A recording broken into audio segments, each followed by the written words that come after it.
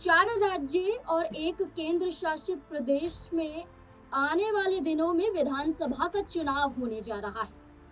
चुनाव होने से पहले झारखंड की राजनीति में झारखंड मुक्ति मोर्चा के कद की चर्चा होने लगी है।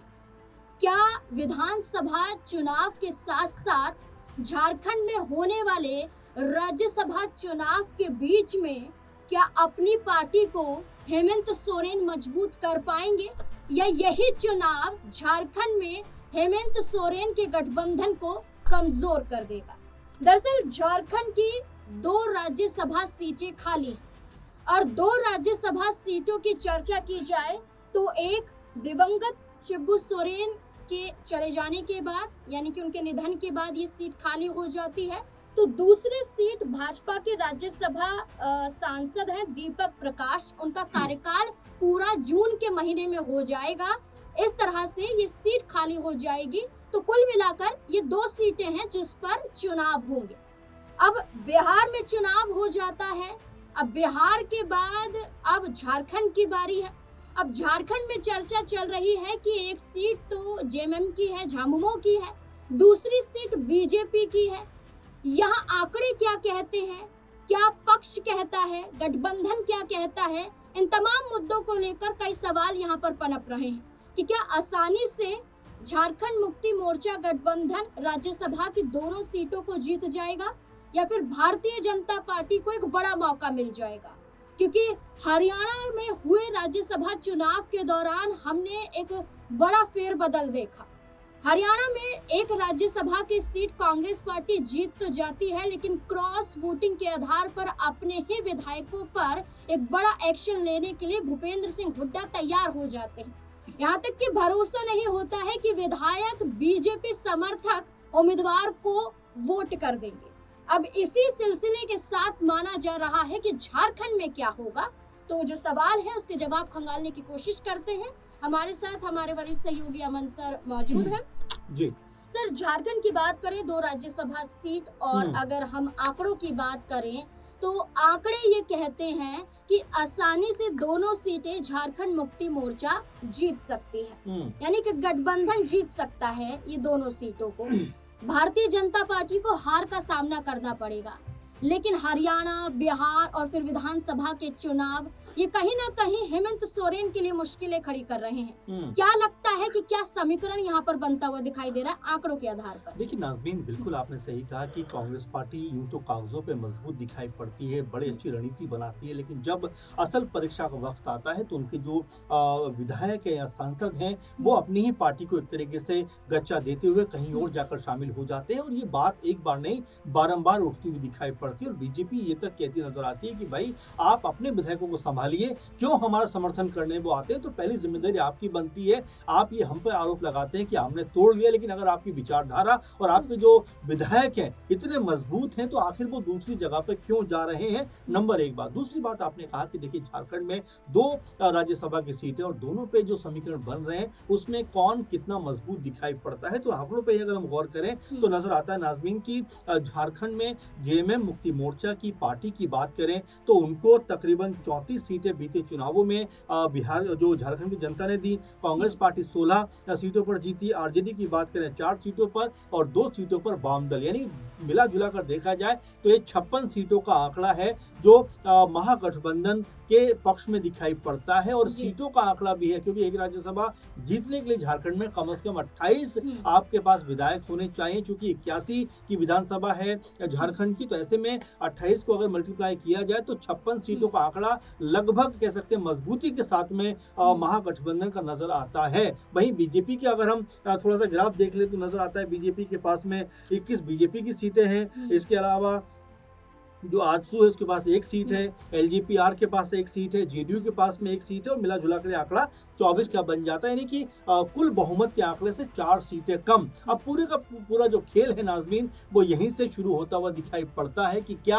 यहाँ पर ये मानकर चला जाए कि पूरा बहुमत होने के बावजूद भी महागठबंधन 2 सीटें निकाल सकता है। क्योंकि आपने देखा, आपने शुरू में जिक्र किया जिसने हरियाणा में तमाम जो विधायक थे उन्होंने किसी और को वोट कर दिया। अच्छी भली जो सीटें थी कांग्रेस पार्टी के पास में 37, पता चलता है कि 4-5 विधायकों ने किसी और को वोट कर दिया। उड़ीसा में आप देखें, बिहार में आप देखें, तो कहीं ना कहीं जो आंकड़े हैं वो तो स्पष्ट नजर आते हैं कि ये महागठबंधन के पक्ष में है, लेकिन जब असल में चुनाव यहाँ पर होगा तब क्या ये आंकड़े महागठबंधन की फेवर में रहेंगे, ये आंकड़े भी बदलते हुए दिखाई पड़ेंगे? अपने आप में बड़ा सवाल यही बन जाता है। देखिए बिल्कुल यहाँ आंकड़े ही सब कुछ साबित करते हैं। देखिए संभावना तो कई जताई जा रही है कि बीजेपी एक भी सीट नहीं जीत पाएगी, लेकिन क्रॉस वोटिंग को आधार माना जा रहा है। सर इसमें एक और बड़ा सवाल कि असम में भी झारखंड मुक्ति मोर्चा चाहती थी कि जी। उन्हें सीटें दी जाए, लेकिन कांग्रेस पार्टी के जरिए एक भी सीट नहीं दी गई, जी। इसलिए अकेले अपने दम पर चुनाव लड़ने के साथ जी। साथ 21 उम्मीदवार भी उतारे गए जी। जेएमएम के जरिए।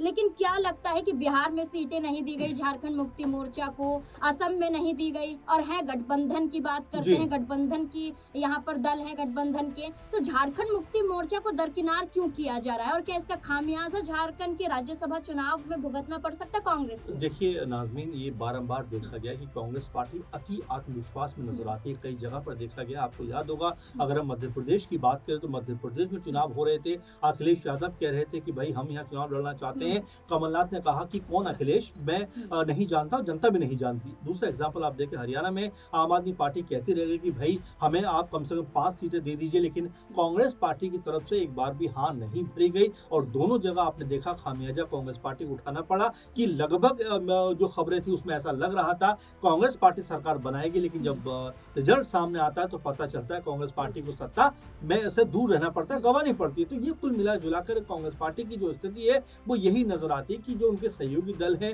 वो जब उनसे कोई डिमांड करते हैं, मांग करते हैं, कांग्रेस पार्टी अपने कदम पीछे खींच लेती है, या उनका जो कह सकते हैं आला कमान है वो कह सकते हैं अपनी मनमानी यहाँ पर करता हुआ दिखाई पड़ता। अपने असम का जिक्र कर दिया, और यहाँ पर देखिए असम की बात करें तो 19 जो सीटें ऐसी हैं जो अनुसूचित जनजाति यानी SC/ST की सीटें हैं, और यही बात जो है जेएमएम की तरफ से कही जा रही थी। हेमंत सोरेन कह रहे थे कि भाई इन 19 सीटों पर हमें हमारे जो लोग हैं उनको उतारने का आप मौका दीजिए। कांग्रेस पार्टी कहती है कि भाई नहीं, हम आपको सिर्फ 5 सीटें देंगे। आखिर में दिल्ली पहुंचते हैं हेमंत सोरेन और कल्पना सोरेन, वहां बैठकर भी कांग्रेस आला कमान के साथ बातचीत होती है, और वहां पर भी बात नहीं बन पाती, और आखिरकार यहाँ पर 21 सीटों के ऊपर हेमंत सोरेन अपने प्रत्याशी उतारते हुए नजर आते हैं। अब क्या कांग्रेस पार्टी को इससे नुकसान नहीं होगा?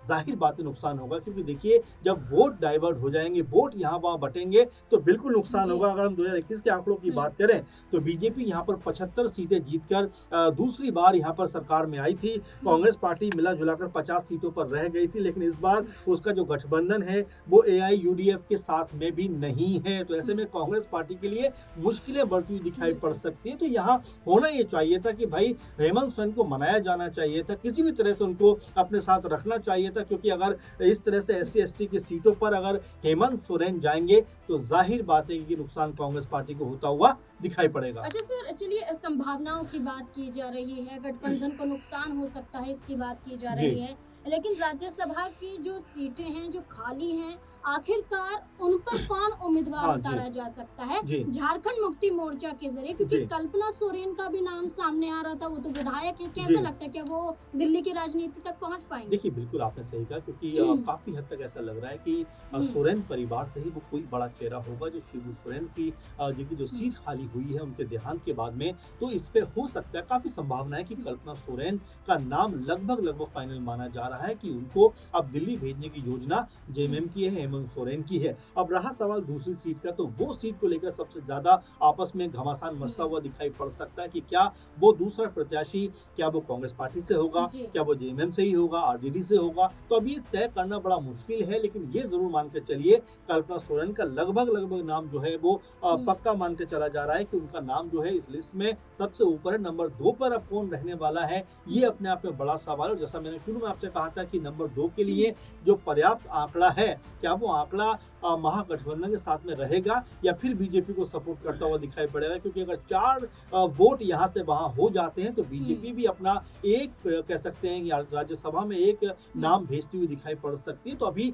इसको लेकर हालांकि वक्त है, लेकिन माहौल अभी से बनता हुआ दिखाई पड़ रहा है, क्योंकि जैसा आपने असम को लेकर जिक्र कर दिया, क्योंकि अगर इतना आपस में अंडरस्टैंडिंग होती तो शायद असम में भी जेएमएम कांग्रेस पार्टी के साथ मिलकर चुनाव लड़ जी, रही जी। होती और चुनावों का असर क्या राज्यसभा चुनावों पे भी होगा, ये भी देखना दिलचस्प होने वाला है। क्योंकि कई जगह पर ये भी खबर नाज़रीन पहले आई थी कि जेएमएम जो है बीजेपी के संपर्क में भी, आपको याद होगा कई दफा जो है हेमंत सोरेन, कल्पना सोरेन बीजेपी के तमाम बड़े नेताओं से मुलाकात करते हुए दिखाई पड़े थे। तो क्या ये भी एक संभावना बन सकती है? इसको लेकर तमाम तरह की बातें जो है इस समय झारखंड में चलती हुई दिखाई पड़ रही हैं। और भारतीय जनता पार्टी की तरफ से भी कहा गया है कि उनके पास पर्याप्त संख्या बल मौजूद रहेगा और वो राज्यसभा के चुनाव के लिए अपने उम्मीदवार को तैयार कर रहे हैं।